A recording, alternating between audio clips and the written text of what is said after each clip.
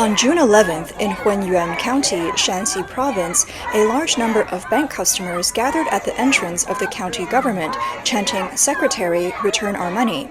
The protest was triggered by the collapse of the Hunyuan Fund Cooperative in Hunyuan City, which resulted in depositors being unable to withdraw their money. Hunyuan Fund Cooperative is a legitimate financial institution, with its legal representatives listed on the government website, making it an officially authorized financial institution. But its collapse has made people realize that even depositing money in Chinese banks and financial institutions can result in it disappearing. Withdrawing money has thus become a topic of great concern. At the end of March, some elderly people gathered to protest at a Ping An bank in Yangcheng, Jiangsu Province. The reason was that their pensions, deposited in this bank, had been inaccessible for 3 months. The elderly had previously reported the issue to the bank's management, but the management had been stalling without resolving the problem, leaving the elderly with no choice but to gather at the bank to protest. Look at this, so many people are here asking for their money from Ping An Bank. They've saved their money in Ping An Bank, but now they can't get it back. Ping An Bank must be severely punished. They had us sign documents and promise we get returns and all, but it was all a scam. In the end, we can't even get back the money we deposited. At the protest site of Ping An Bank, there was another heart-wrenching scene. An elderly man lying on the ground, accompanied by his wife, stood out among the protesters. According to informed sources at the scene, the elderly man is suffering from cancer and urgently needs money for treatment. He wanted to withdraw all his savings from Ping An Bank to pay for his medical expenses, but the bank kept delaying, leaving him without the necessary funds. As a result, his health has deteriorated, and he is left with no choice but to lie on the ground, begging for his life-saving money. On April 16th this year, a group of people also knelt in protest at the gate of the government office in Hunyuan County, Shandong Province. Videos of the scene captured continuous cries of anguish. Our money can't be retrieved. We're talking about hundreds of thousands, even over 1 million that we can't get back. How do you expect us to survive? According to the protesters, the issue arose under the Financial Services Outreach Policy, which led to the establishment of financial inclusion service outlets of major banks in various townships and grassroots villages in Hunyuan County. These outlets, backed by the government and affiliated well-known large banks, attracted many local residents to deposit their savings. Since March 9th, some depositors have discovered that they could not withdraw their money from these banks. Investigations revealed that their deposits had been reclassified as illegal fundraising. The shock of having legitimate bank deposits labeled as illegal funds and confiscated by the government has devastated these citizens. For many, it represents a lifetime of savings and hope, now inaccessible and with no resolution in sight. This situation has driven some to the point of despair, leading to scenes of people kneeling and wailing in front of the government offices. In addition to county financial cooperatives preventing withdrawals, some bank branches in larger cities are also employing various tactics to stop customers from accessing their money. Recently, a bank in Changchun introduced new measures to prevent users from withdrawing their funds. On June 11th, a middle-aged woman carrying her bank card, ID, and other documents went to the road branch of Jilin Bank in Changchun. She was trying to withdraw less than 100,000 yuan. Upon arriving at the service window, she was informed by the bank that she needed approval from the local police station. This meant that the police station had to review and issue a certificate before she could successfully withdraw and transfer the money. Her daughter found the situation absurd and recorded a video of her mother's experience, which was then posted online.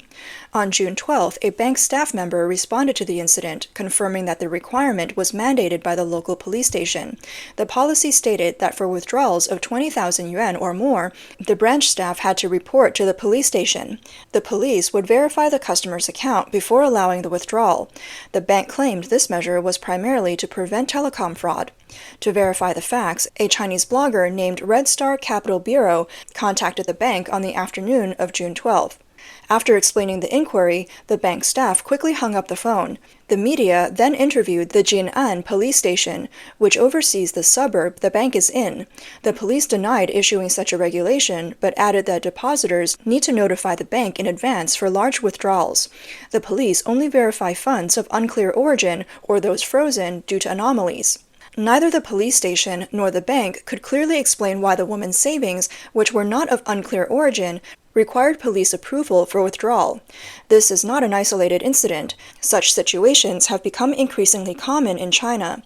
A woman from Jiangxi posted on her social media platform that recently she took 100,000 yuan in cash to the bank to do a certificate of deposit. To her surprise, the bank staff did not immediately process her request, but instead asked her where the money came from. She thought to herself, "Why do you care where my money came from? Just handle it as I requested. It's not like I stole it." Then she asked the staff why they were asking such questions, as she had never been asked this when depositing cash before. The staff responded that it was a bank regulation. After a series of complications, she was finally able to deposit the money.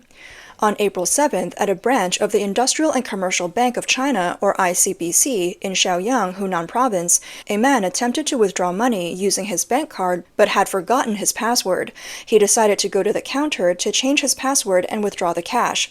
Despite bringing his ID card, household registration book, and veteran's certificate, the bank still required him to obtain a proof of identity from the community to verify his identity. During the process, he said, I've got my ID here, my veteran certificate here, and my household registration book here. What more proof do you need? Tell me, if you had to prove you are yourself, how would you do it? Who am I supposed to get this proof from? Who would be bored enough to give me such proof? Just look at which bank is making me go through this. Perhaps the biggest joke in the world is that I stand in front of you with all my identification documents, yet I still have to prove that I am myself. The unreasonable actions of major banks are occurring frequently and persistently across the country, angering many depositors. They are recording videos to express their dissatisfaction online, loudly protesting with slogans such as, "I can't even control my own money. The bank is the biggest robber." One woman wanted to withdraw money to buy a house, but was unable to do so because of these absurd bank regulations. She angrily condemned her experience in a video. She said, "ICBC, just go bankrupt already. You're as shady as bandits. I was in a great mood today, planning to buy a house, and now you've ruined it. When I deposited my money, you didn't ask why, but now I want to withdraw it, you're asking why. And I need approval from the community to withdraw it? Are you kidding me? The community doesn't even know who I am and won't give me a certificate, so I can't withdraw my money. I need to withdraw the money today to transfer it tomorrow for buying a house. The bank needs to see the purchase contract and even call the community, but the community staff don't know me, so I can't get my money. This is my money. I should be able to use it however I want without needing community approval. It's absurd. I deposit millions in ICBC every year, but with this kind of treatment, who would dare to save money here? I can't even access my own money. It's infuriating. I'd rather throw my money on the street than deposit it in ICBC again." Aside from the outcry and complaints from netizens, in reality, some banks have faced the iron fist of the public due to their excessive actions. An anonymous depositor told the media that in January this year, the Qingxuipu branch of the Rural Consumption Cooperative in Bijie City, Guizhou Province, was vandalized by depositors because they could not withdraw their funds. Due to the frequent occurrence of being unable to withdraw money, many people are worried that their savings will vanish, leading depositors to frequently visit various service branches to withdraw their savings, often resulting in conflicts. A nearby shop owner told the media that he had deposited a few thousand yuan at the vandalized service branch and had been unable to withdraw it for several months. Fortunately for him, the amount was small, but others were not so lucky, with many depositors having saved tens of thousands or even hundreds of thousands of yuan. Similarly, last year's crises at banks in Anhui and the rural banks in Henan and Anhui have yet to be resolved. This year, depositors continue to hold banners and protest in the streets in front of banks. In the video, depositors are heard shouting, "Anhui Bank, return our deposits. Anhui Government, return our deposits. Henan Bank, return our deposits. Henan Government, return our deposits."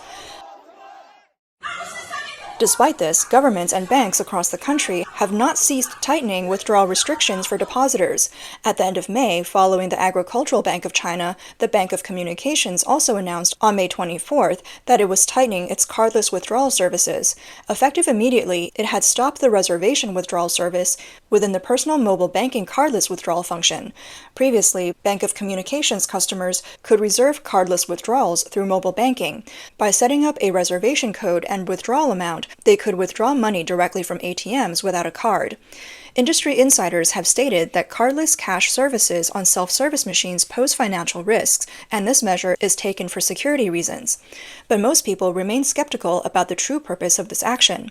One person commented, "After so many years, they're now canceling cardless withdrawals and citing security risks? The security risks have always been there, so have depositors been bearing these risks all along?" Another added, Withdrawals are much safer than password-free payments. Why not cancel password-free payments instead? Some people are worried about the possibility of a complete ban on withdrawals in the future. One person replied, "It might happen soon, especially with rural commercial banks. One day you might go to the counter to withdraw money, and they'll refuse, only giving you a network payment limit of 500 yuan per year."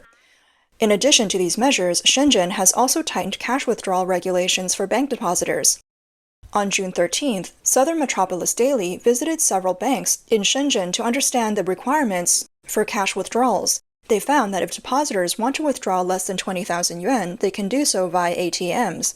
For withdrawals between 20 and 50,000 yuan, they need to go to the counter. For amounts of 50,000 or more, an appointment with the bank is required. Additionally, for large amounts, proof of the actual use of the funds must be provided at the time of the withdrawal. But the requirements vary between different banks. China Everbright Bank mandates reservations for withdrawals over 20,000 yuan, while Shenzhen Rural Commercial Bank requires advance appointments for withdrawals exceeding 100,000 yuan. A branch of the Postal Savings Bank of China in Shenzhen also has specific requirements for appointment times and details. According to a staff member at this branch, depositors need to provide their personal information when making an appointment and must withdraw the money at the designated time. For Postal Savings Bank customers, appointments for the next day and beyond must be made before 3 p.m. on the previous day. Regarding the rationale behind this appointment system, bank staff members from various branches explained that it is to prevent situations where customers come to withdraw money without notice. If the counter does not have enough cash, that would cause inconvenience for the depositors. But a social media influencer called Brother Zhong expressed doubts about the explanations given by the bank staff. He believes that, based on the literal interpretation, the original intent of the banks should be to facilitate withdrawals for depositors. But requiring appointments for withdrawals over 50,000 yuan seems to create obstacles for depositors. Has Shenzhen turned into a small county town or a fourth-tier city? Such regulations do not align with what one would expect from a special economic zone and a top-tier city. In reality, these measures are just creating more hassle for depositors. Partner at Sichuan Zhirende law firm, lawyer Yu Chen, believes that from a legal perspective, that the freedom to withdraw money is a fundamental right of depositors, a right guaranteed by Chinese law to the Chinese people. Neither banks, police stations, communities, nor any other institutions can impose obstacles outside of the legal procedures. It is clear that the current restrictions on deposits and withdrawals imposed by major banks are illegal. The depositors' complaints about being unable to withdraw money or facing difficulties in doing so are legitimate and lawful demands. In fact, the implementation of these legally non-compliant regulations by banks across China is likely directed by the CCP government. This is also the main reason why depositors find it difficult to defend their rights. As the secret treasury of the Chinese government, the policies of major banks are implemented under strict supervision. Without the backing of the government, these regulations could not have persisted until now. These policies primarily serve the interests of the CCP.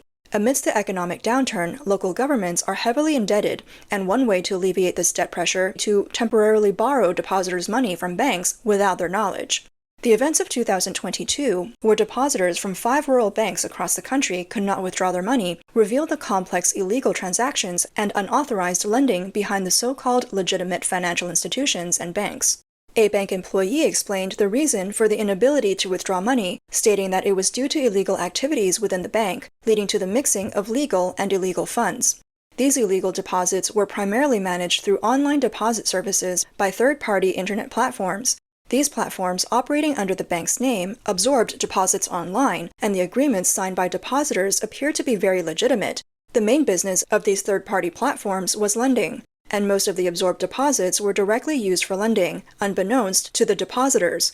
When these loans could not be recovered, the resulting risk had to be borne by both the banks and the depositors. The consequence of a bank's cash flow breaking down might just be bankruptcy, with the CCP government maintaining a handle-your-own-debt policy towards bank debt issues. But for depositors, losing their money could be catastrophic. An official from the China Banking and Insurance Regulatory Commission, CBIRC, stated that this issue is not merely a transaction problem between the general public and rural banks, but also involves other parties and complex transaction structures. Due to lax internal supervision within many official financial institutions and banks, illegal lending has become a widespread open secret in the industry. For instance, the rural banks initiated by Shanxi Rural Commercial Bank have repeatedly engaged in illegal lending, and there may be other hidden transactions. The same principle can be applied to bank branches in big cities, where depositors' money is given to homebuyers, businesses needing loans, and even heavily indebted government agencies. In recent years, with the real estate industry collapsing, businesses struggling, and governments facing financial breaks due to economic and real estate impacts, banks have been unable to recover funds from these entities. This has created enormous financial gaps, which have been borne by the depositors. This is why it has become increasingly difficult to withdraw money from the banks, because the banks themselves are running out of money. As Chinese financial scholar Mr. He Jiangbing said, during an economic downturn, risks tend to erupt simultaneously. Even regular financial institutions, such as state-owned commercial banks, nationwide joint stock commercial banks, and rural financial systems, will experience a surge in non-performing assets.